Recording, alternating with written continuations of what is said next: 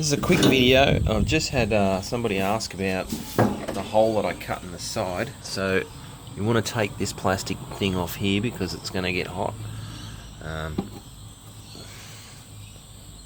Bolt there.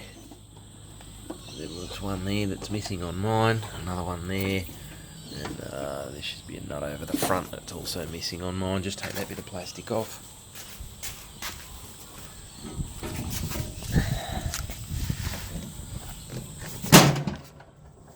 And you can see that the hole is cut strategically so that, yes, you're right, it left material here to contain the structural integrity of that piece of metal, and it was far enough forward at this point here that grass that was coming around the circle ejected without too much catching.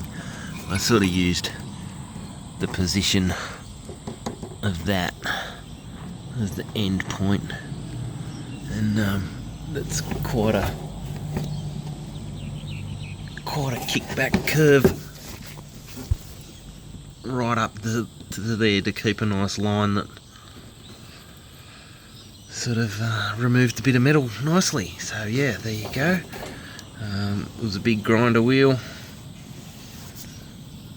It makes a hell of a spark mess. It's pretty heavy steel. So good luck with that.